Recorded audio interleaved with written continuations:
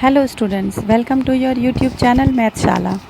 अभी तक की वीडियोस में हमने पढ़ी मैथ, लेकिन आज हम पढ़ रहे हैं 10th क्लास की हिंदी व्याकरण।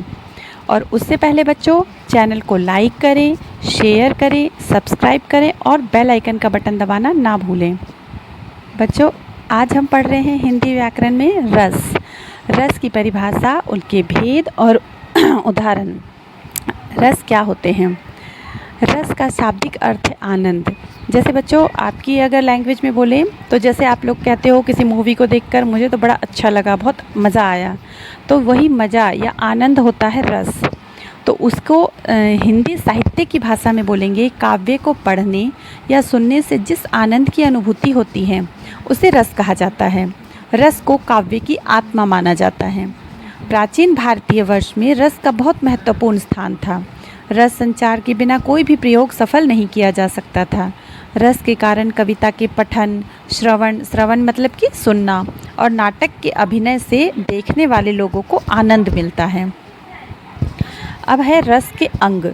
रस हिंदी व्याकरण में रस के 4 अव्यय या अंग होते हैं, जो इस प्रकार हैं। पहला है विभाव, दूसरा अनुभाव, तीसरा संचारी भाव, चौथा स्थायी भाव। अब हम पढ़ेंगे रस के प्रकार। पहला श्रृंगार रस, दूसरा हास्य रस, तीसरा रौद्र रस, चौथा करुण रस, पांचवा वीर रस, छठा अद्भुत रस, 7th विभत्स रस, 8वां भयानक रस, 9वां शांत रस, 10 वात्सल्य रस और 11वां भक्ति रस। सबसे पहले है श्रृंगार रस। नायक नायिका के सौंदर्य तथा प्रेम संबंधी वर्णन को श्रृंगार रस कहते हैं। श्रृंगार रस को रसराज या रसपति भी कहा जाता है। कहने का मतलब यह है बच्चों कि अगर हमसे पूछा जाता है रस के राजा कौन है या रसपति कौन से रस को कहा जाता है, तो उसमें आएगा श्रृंगार रस। उसका स्थायी भाव रति होता है। इसका हम उदाहरण देखेंगे। बतरस लालच लाल की मुरली धरी लुकाए, 100 करे भौहनी हंसे, दैन कहे नट जाए। दूसरा है हास्य रस। हास्य रस आपको नाम से ही पता चल रहा है, जिसमें हंसने का वर्णन किया गया हो या बारे में बताया गया हो। तो हास्य रस का स्थायी भाव होता है हास। इसके अंतर्गत वेशभूषा, वाणी आदि की विकृति को देखकर, विकृति का मतलब होता है जैसे हम अगर किसी ऐसे अजीब से इंसान को देख लेते हैं जिसका कि या तो पहनावा अजीब हो या जो देखने में अजीब लग रहा हो, तो हमें अचानक ही हंसी आ जाती है। तो उस समय जो हमारे मन में भाव उत्पन्न होता है वही होता है हास्य रस। और इसका उदाहरण है, बुरे समय को देखकर गंजे तो क्यों रोए, किसी भी हालत में तेरा बाल न बाका होए। थर्ड है रौद्र रस, और इसका स्थायी भाव क्रोध होता है। रौद्र रूप आपने सुना भी होगा कई बार कि बिल्कुल जैसे कहते हैं रौद्र। रौद्र क्या होता है? मतलब गुस्से में एकदम लाल पीले हो जाना। तो इससे ही हमें पता चल रहा है कि जब गुस्सा है तो क्रोध भी है, तभी हमें रौद्र रूप धारण कर रहे हैं। जब किसी एक पक्ष या व्यक्ति दूसरे पक्ष या दूसरे व्यक्ति का अपमान करने अथवा अपने गुरुजन आदि की निंदा से जो क्रोध उत्पन्न होता है, तब उसे रौद्र रस कहते हैं। जिसे उदाहरण है, श्री कृष्ण के सुन वचन अर्जुन क्षोभ से जलने लगे, सब शील अपना भूल कर करतल युगल मलने लगे। संसार देखे अब हमारे शत्रु रण में मृत पड़े, करते हुए यह घोषणा वे हो गए उठकर खड़े। चौथा है करुण रस। इसका स्थायी भाव शोक होता है। करुण का मतलब होता है जैसे हमें किसी को देख के दया आ गई, मन में करुणा आ गई, तो वहाँ हो गया करुण रस। इस रस में किसी अपने का विनाश, अपने का वियोग, या फिर हम किसी से बिछड़ना हुआ या किसी से दूर चले जाना हुआ, तो हमारे मन में कहीं ना कहीं करुणा आ जाती है, दया आ जाती है, दुख आ जाता है। तो वहाँ हो गया बच्चों करुण रस। और इसका उदाहरण है, रही खरकती हाय सूल सी, पीड़ा उर्मे दशरथ के, ग्लानि त्रास वेदना विमंडित, शाप कथा वे कह न सके। अगला है बच्चों वीर रस, और इसका स्थायी भाव उत्साह होता है। नाम ही है कि वीरता हमारे मन में या हमारे अंदर तभी आती है जब हमारे अंदर उत्साह होता है किसी चीज़ से, दुश्मनों से लड़ने का, किसी को मुंह तोड़ जवाब देने का, तभी हमारे अंदर वीर रस का संचार होता है। जब किसी रचना या वाक्य आदि से वीरता जैसे स्थायी भाव की उत्पत्ति होती है तो उसे वीर रस कहा जाता है।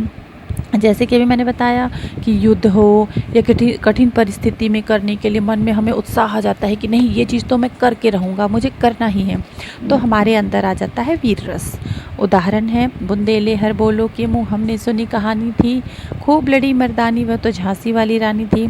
ये कविता तो आप लोग बचपन से ही सुनते आ रहे हैं। तो ये सबसे अच्छा उदाहरण है वीर रस का। अगला है अद्भुत रस। इसका स्थायी भाव आश्चर्य होता है। ये तो नाम से ही पता चल रहा है कि जब हम किसी बहुत अजीब सी चीज़ जिसको कहते हैं वंडर चीज़ देख लेते हैं, तो हमारे मुंह से अचानक ही नहीं जाता वाओ शब्द निकलता है, तब उसी में हमारे मन में आ जाता है कि ये आश्चर्यजनक चीज़ है, अद्भुत चीज़ है। तो उसी समय जो भाव उत्पन्न होता है वो अद्भुत रस कहा जाता है। उदाहरण है, देख यशोदा शिशु के मुख में सकल विश्व की माया, क्षण भर को वह बनी अचेतन, हिल न सकी कोमल काया। अगला है बच्चों विभत्स रस। इसका स्थायी भाव जुगुप्सा होता है। घृणित वस्तुओं, घृणित चीज़ों या घृणित व्यक्ति को देखकर या उनके संबंध में विचार करके या उनके संबंध में सुनकर मन में उत्पन्न होने वाली घृणा, किसी से नफरत या ग्लानि उत्पन्न होती है, तो वहाँ होता है विभत्स रस।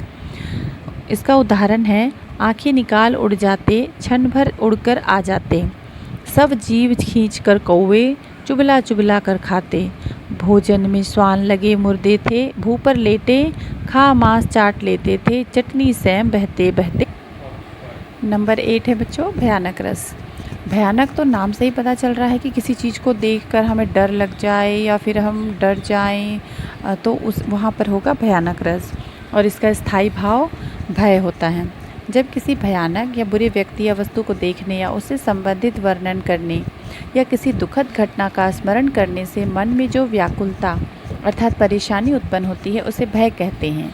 उस भय के उत्पन्न होने से जिस रस की उत्पत्ति होती है उसे भयानक रस कहते हैं। उदाहरण है, अखिल यौवन के रंग उभार, हड्डियों के हिलाते कंकाल, कचों के चिकने काले, व्याल के चुली का सिबार। 9 नंबर शांत रस। अब ये नाम से ही पता चल रहा है कि शांत रस मतलब जो बिल्कुल शांत हो, सुशील हो। तो इसका स्थायी भाव होता है निर्वेद।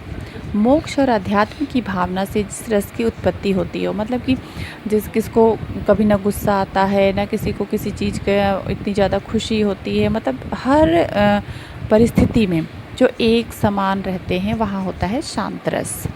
और इसका उदाहरण है बच्चों, जब मैं था तब हरि नाही, अब हरि है मैं नाही, सब अंधियारा मिट गया, जब दीपक देखा माही।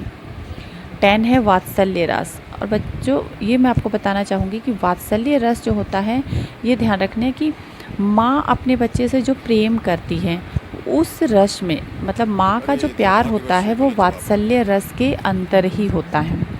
और इसका स्थायी भाव वात्सल्यता ही होती है। माता का पुत्र के प्रति प्रेम, बड़ों का छोटों के प्रति प्रेम, गुरुओं का शिष्य के प्रति प्रेम, बड़े भाई का छोटे भाई के प्रति प्रेम आदि का भाव स्नेह कहलाता है। और यही स्नेह का भाव जिस रस से परिपुष्ट होता है वहाँ होता है वात्सल्य रस। और उदाहरण है, बाल दशा सुख निरखी जसोदा, पुनि पुनि नंद बुलवाती, अचरा तर लय ढाकी सुर, प्रभु को दूध पियावती। 11वां है बच्चों और लास्ट भक्ति रस। इसका स्थायी भाव देवरति है। भक्ति रस तो पता ही है कि किसी भी भगवान की भक्ति में खो जाना, अपने आप को उनके प्रति समर्पित कर देना, वो होता है भक्ति रस।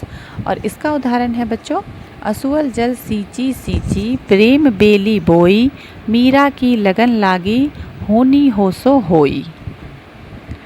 तो बच्चों यहाँ तक हमने सारे रस के उदाहरण और सारे रस की परिभाषाएं सीख ली हैं।